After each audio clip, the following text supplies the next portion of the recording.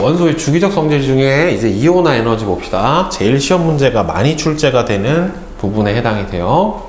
자, 이온화 에너지는요, 보면은 이온화를 시키는데 필요한 에너지예요. 따라서 이온화 에너지라고 하는 거는 흡수하는 에너지입니다.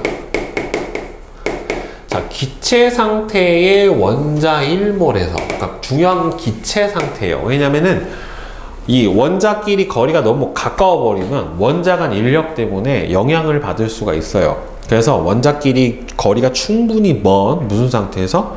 기체 상태에서 측정을 해줘야 순수하게 전자하고 원자 핵 간 인력만 따져줄 수가 있다란 말이에요. 그래서 기체 상태인 부분이 중요해요. 기체 상태의 원자 1몰에서 전자 1몰을 떼어내는데 필요한 최소한의 에너지예요. 그러니까 결국에는 전자하고 핵 간 인력에 의해서 결정이 된다라고 볼 수가 있을 겁니다. 그래서 이 전자 하나를 떼어내서 1가 양이온 1몰을 만드는데 필요한 에너지예요. 이건 항상 흡수해야 되는 에너지입니다. 그러니까 결국에는 전자 핵 간 인력이 크면 클수록 저 이온화 에너지 값도 어떻게 되겠어요? 당연히 커집니다. 자, 그래서 여기 나와 있는 것처럼 원자 핵과 전자 사이의 인력이 어떨수록 크면 클수록 이온화 에너지가 어떻습니까? 큽니다. 그리고 이온화 에너지가 작은 원소일수록, 그러니까 보통은 이온화 에너지가 작은 원소일수록 전자를 잃어버리고 양이온이 되기가 쉬워요. 그러니까 보통은 어떤 원소들이 양이온이 잘 돼요? 금속 원소들이 양이온이 잘 되잖아요. 그렇죠? 그래서 금속 원소들이 이온화 에너지가 작습니다. 자, 그러면 이온화 에너지의 주기성, 얘가 어떤 주기성을 갖냐면 같은 주기에서는 원자 번호가 증가하면 이온화 에너지는 항상 증가하는 게 아니라 대체로 증가해요. 그러니까 중간에 줄어드는 예외가 존재를 한다는 소리예요. 즉, 원자가 느끼는 유효 핵전하가 증가하기 때문에 원자 핵하고 전자 사이의 인력이 어떻게 돼요? 대체로 커져요. 그죠? 유효 핵전하는 무조건 같은 주기에서 커졌었잖아요. 그죠? 그런데 보면 같은 주기에서 보면 대체로 증가를 하다가 줄어드는 부분이 몇 군데가 나오냐면 2군데가 나와요. 어디에서 어디로 가면서 약간 줄어드냐면은 2족에서 13족으로 갈 때 줄어들고 15족에서 16족으로 갈 때 줄어듭니다. 2번이 줄어들어요. 자, 그 다음에 같은 족에서는 원자 번호가 커질수록 이온화 에너지는 감소합니다. 그 이유는 유효 핵전하는 커지는데 전자 껍질 수가 커지니까 어떻게 돼요? 전자가 들어있는 전자 껍질 수가 증가해서 원자 핵하고 전자 사이에 뭐가 증가해? 거리가 증가하니까 핵 전자 간 거리가 증가해서 인력이 감소를 하기 때문에 어떻게 됩니까? 이온화 에너지가 줄어들게 됩니다. 그러니까 같은 족에서는 무조건 감소해요. 예외가 없는데 같은 주기에서는 대체로 증가를 하는데 증가하다가 감소하는 부분이 몇 번 생겨요? 2번이 생겨요. 몇 족에서 몇 족? 2족에서 13족.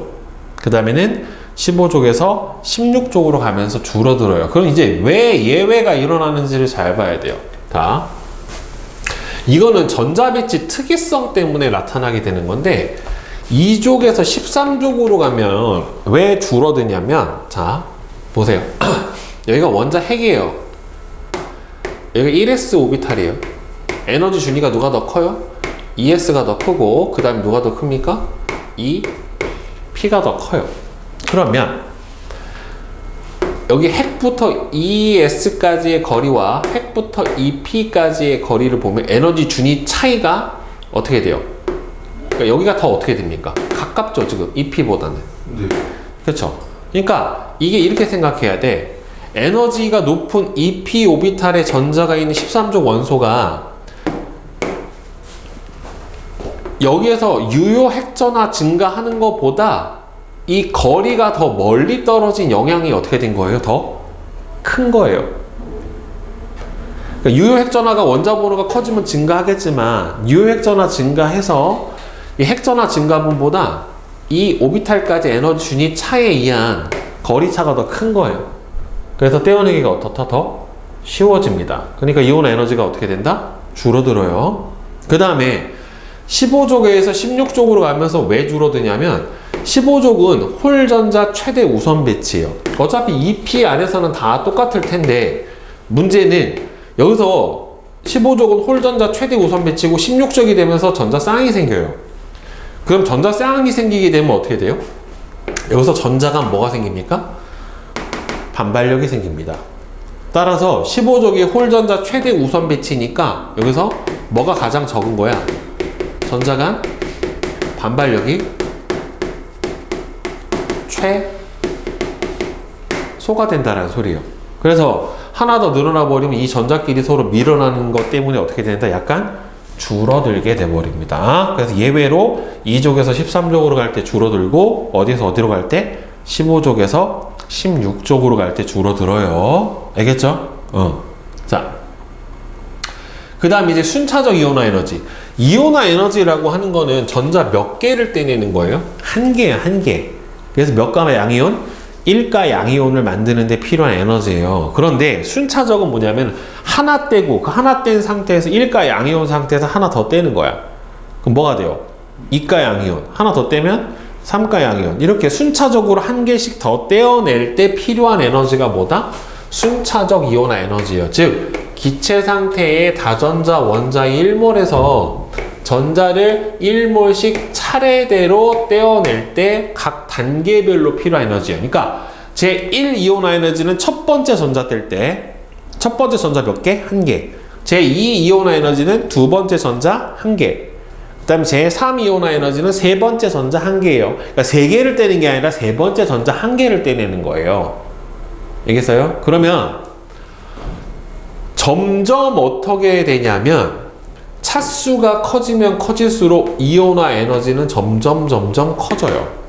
한 개 떼낼 때보다 두 번째 거 떼어낼 때가 더 에너지가 많이 들고 두 번째보다는 세 번째가 더 많이 들어요. 그게 왜 그러냐면 전자수가 점점 작아지니까 전자끼리 서로 밀어내는 반발력, 가리움 효과도 줄어들어요. 그래서 유효 핵전하가 증가하기 때문에 그렇습니다. 전자수가 줄어들면은 전자 간 반발력이 줄어드니까 가렴합기 효과도 줄어요. 그래서 유효 핵전하가 증가하니까 점점 커지는데 문제는 지금 가다 보면 갑자기 확 커지는 시점이 생겨요. 지금 얘도 보면 어디서 제일 급격하게 커졌니? 몇 배가 커진 걸로 봐야 돼요? 어디가 갑자기 확 커졌어요? 그 2원에서 2, 2. 네. 그죠. 여기가 거의 10배 이상 크죠. 네. 그 다음부터는 뭐 몇 배로 가진 않잖아요. 그죠? 그러니까 여기가 제일 이렇게 크게 커져버렸잖아요. 다른 거에 비해서. 네. 그래서 그게 뭘 나타내냐면 이 순차적 이온화 에너지와 원자가 전자를 보면 알 수 있어요. 즉 순차적 이온화 에너지가 갑자기 확 커지는 시점까지는 전자수가 원자가 전자예요. 그러니까 하나 떼고 두 개 뗄 때까지는 많이 안 커졌는데 세 번째 전자를 떼는데 갑자기, 그러니까 봐봐, 순차적 이온화 에너지가 1보단 2가 커요. 2보단 3이 큰데 3에서 4를 가면서 갑자기 확 커졌다. 그러면은 이때부터 뭐가 바뀐 거예요? 전자 껍질 수가 바뀐 거예요. 그러니까 원자가 전자수가 몇 개다? 3개다. 그러니까 만약에 제5 이온화 에너지가 갑자기 확 커졌다. 그러면 원자가 전자가 몇 개다? 4개죠. 4개까지 떼고 5번째 커진 거니까. 그러니까 원자가 전자수만큼까지는 크게 증가하지 않지만 원자가 전자수를 다 떼내고 그 다음 안쪽 전자를 떼내려면 옥텟 상태에서 전자를 떼내는 거예요. 그러니까 가장 안정한 상태에서 떼내기 때문에 이온화 에너지가 어떻게 된다? 갑자기 확 증가하게 돼버려요. 그래서 이 순차적 이온화 에너지가 급격하게 증가하는 부분에서 바로 전자 껍질수가 바뀌기 때문에 원자과 전자를 알 수 있는 거예요. 자, 그럼 봐봐요. 얘는 지금 어디서 갑자기 커졌어요? 여기서 커졌죠. 그다음 얘는 어디서 갑자기 커졌어요? 여기서 커졌죠. 그다음 얘는 어디서 커졌어요? 갑자기 여기서 커졌죠. 그러면 얘는 원자과 전자수가 몇 개다? 1개다. 그다음 얘는 몇 개다? 2개다. 얘는 원자과 전자수가 몇 개다? 3개다. 네, 이런 식으로 급격하게 커진 부분을 보면은 순차적 이온화 에너지를 비교를 해 줄 수가 있게 되는 겁니다. 알겠어요? 네, 그래서 순차적 이온화 에너지를 보고서 뭘 알 수 있다? 원자과 전자 수를 알 수 있게 돼요. 알겠죠? 자. 그리고 여기서는 이제 간단하게 제1 이온화 에너지만 비교하는 거 나왔지만 나중에 제2 이온화 에너지, 제3 이온화 에너지끼리만 서로 비교를 해줄 수도 있다란 말이에요. 이게 왜 그러냐면 이 앞에서 순차적 이온화 에너지를 보면 자 지금 현재 얘가 나온 거는 무슨 이온화 에너지 나온 거예요? 제1이에요. 1. 그러면은 두 번째가 되면 리튬의 이온화 에너지는 어디로 가겠어? 경향성이? 하나 뗐잖아요. 그 다음 어디로 가겠어? 1로 가요. 그러면은 베릴륨이 어디로 와요? 1로 오죠. 붕소가 1로 오죠. 탄소가 1로 오죠. 질소가 1로 오고 산소가 1로 오고 플로린, 네온, 그 다음에 여기가 누가 돼요? 나트륨. 이런 식으로 돼요. 대신에 이 1 이온화 에너지보다는 무조건 누가 더 커요? 2가 커요. 근데 2의 경향성은 이렇게 된다는 소리예요. 하나만 한 칸만 왼쪽으로 밀어버리면 되겠지. 제3 이온화는 몇 칸 밀면 되겠어? 원래에서 2칸. 예. 이 경향성은 똑같은데 예, 에너지의 비율이 제2는 하나 밀면 되고 제2, 3은 2개를 밀면 되는 거예요. 결국에는. 오케이? 예, 그래서 비교를 하면서 그려주시면 됩니다. 자, 그러면 여기서 130부터 네, 131까지 한번 풀어봅시다. 봅시다. 개념 확인 문제 다 맞춰보자. 1번은 XXOX. 다음 2번은 자, A와 같은 주기에 속하는 원소는 B하고 C죠. 그죠? C하고 같은 조개에 속하는 거는 2죠. 그러면 가장 양이온이 되기 쉬운 원소는 이 중에서 뭐가 제일 작은 거예요? 이온 에너지가 제일 작은 거니까 D에 해당이 되겠죠? 그죠? 자, 이온 에너지의 크기를 비교를 해보면 리튬하고 플로린은 당연히 같은 주기에서는 원자 번호가 클수록 대체로 커집니다. 나트륨, 칼륨은 같은 조기니까 나트륨이 크겠죠. 베릴륨하고 붕소는 원래는 같은 주기에서는 원자 번호가 커질수록 커져야 되지만 줄어드는 게 2족에서 13족으로 가면서 줄어드니까 베릴륨이 더 크고, 그 다음에는 인하고 황도 15족이 16족보다 크기 때문에 인이 더 커야 되겠죠. 그쵸? 예외가 되는 부분은 잘 확인을 해줘야 됩니다. 자, 그 다음에 4번은 자, 여기서는 순차적 이온 에너지는 누가 큽니까? 이 1이 E2보다 작아야 되죠. 그죠? 그러면 E2는 나트륨이 마그네슘보다 이거는 클 수밖에 없죠. 왜 그래요? 이 제2 이온 에너지가 지금 보면은 이렇게 되잖아요. 이 13족을 기준으로 했을 때 1, 2, 13, 14, 15 이렇게 들어가는데 이게 제1 이온화 에너지잖아요. 근데 제2는 1로 나트륨이 오고 1로 마그네슘이 이렇게 오잖아요. 그러니까 누가 더 커야 돼요? 나트륨이 더 커야 되죠. 그쵸? 그 다음에 5번 원소 X의 순차적 이온화 에너지가 이렇게 나왔대요. 원자과 전자수는 어디서 갑자기 커졌습니까? 3에서 4로 가면서 커졌잖아요. 그쵸? 그러니까 원자과 전자수는 몇 개? 3개. 그 다음에 6번은 XOXX입니다. 네. 됐어요? 네. 자, 그 다음에 대표자료 분석 보자. 원소 A부터 E의 원자 반지름과 이온 반지름을 나타냈대요. 자, 그러면 일단 원자 반지름보다 이온 반지름이 더 작은 A는 뭐예요? 금속. 그 다음에 또 금속 원소가 얘가 금속. 얘도 금속. 그죠? 네. 나머지가 비금속, 비금속. 이렇게 될 거란 말이에요.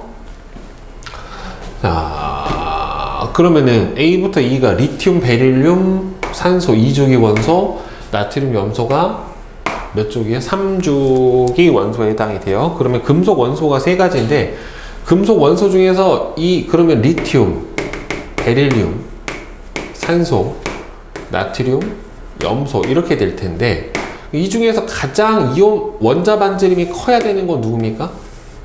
나트륨이 제일 커야 돼요. 금속 원소 중에. 그죠? 그럼 나트륨이 이 중에서 제일 크니까 원자 반지름이 제일 큰 금속 원소 누굽니까? D죠. 그럼 얘가 D. 그 나머지 둘 중에 원자 반지름 리튬이 더 커야 되잖아요. 그쵸? 그러니까 얘가 A, 얘가 E. 그죠? 그 다음에 비금속 원소 중에는 원자 반지름이 누가 더 커야 돼요? 껍질 수가 많은 CL이 더 큰 게 맞겠지요. 그쵸? 그러니까 얘가 B, 얘가 C. 네, 이렇게 가는 게 맞겠네요. 결국에는. 자, 그 다음에 2주기에 속하는 원소는 그래서 A, E, B에 해당이 되겠죠. 그 다음에 3번은 X, O, O, O, X, O, X입니다. 자, 그 다음에 옆에 대표자료. 자, 2, 3주기에 속하는 원소 A부터 D의 순차적 이온화 에너지에 해당이 된대요. 자, A부터 D 임의의 원소 기호면 세 가지 원소는 같은 주기에 있대요. 자, 그 순차적 이온화 에너지로 족을 살펴봅시다. 여기서 제일 커지죠. 아니, 어디서 커져? 여기서 커지죠. 그죠? 그 다음에 얘는 어디서 커져요? 여기서 커지죠. 그 다음에 얘는 여기서 커지죠. 그 다음에 얘는 어디서 커져요? 여기서 갑자기 커지죠. 그쵸? 그러면은 족수가 얘는 몇 족? 1족, 2족, 13족, 몇 족? 2족. 이렇게 된단 말이에요. 근데 B하고 D하고 같은 족인데 첫 번째 이온화 에너지가 누가 더 커요? B가 더 크죠. 그죠? 그러면은 2주기, 3주기 원소 중에 1족, 2족, 13족에서 이온화 에너지가 더 큰 게 주기가 더 작은 거죠. 그러니까 얘가 B, 얘가 D 이렇게 들어가야 되겠지. 그치? 나머지를 골라줘야 되는데 1족하고 13족 두 개를 골라줘야 돼요. 자, 그러면 13족 원소가 2주기일 거냐 아니면은 3주기일 거냐를 봐야 되는데 지금 보면 2주기 상태에서는 이렇게 들어간다는 말이에요. 그죠? 그러면은 2주기에서 그리고 3주기가 되면 이온화 에너지가 어떻게 돼요? 더 작아지죠. 예. 얘가 만약 2주기면 3주기는 이런 형태로 아래로 더 작게 나타날 거란 말이에요. 그러면은 일단 같은 족에 속하는 거는 B하고 D다. 그럼 같은 주기에 속하는 게 여기서 3개이고 나머지가 하나라고 그랬잖아요. 그쵸? 네. 그러면은 여기서 얘가 누구야? 아, 얘 혼자 3주기죠. 그죠? 네. 그러면은 같은 주기에 속하는 게 누구겠어? A하고 C가 2주기 원소에 해당이 돼야 되는데 A는 몇 족이에요? 지금 1족이죠. 네. C가 13족에 해당이 되는데 문제는 여기서 봐봐. 1보다 누가 더 커야 돼요? 그러니까 1족보다는 2족이 더 커야 되잖아요. 지금. 네. 그죠? 그럼 저기서 520에서 899. 그지? 그 다음에 13족이 801이잖아요. 그럼 얘보다 얘가 작아야 되는 거잖아요. 그럼 이 조건 다 만족해 안 해? 하죠? 네. 그러면은 A하고 B하고 C하고 네, 이렇게 들어가겠죠. 자, C의 바닥 상태 전자 배치를 쓰세요. C는 몇 주기? 2주기 13족 원소니까 1s2, 2s2, 2p1 여기까지 써주면 되겠죠. 그죠? 자, 그 다음에 4번은 OXX, OXOO입니다. 네. 질문 있어요? 따로 없어요. 네, 오케이.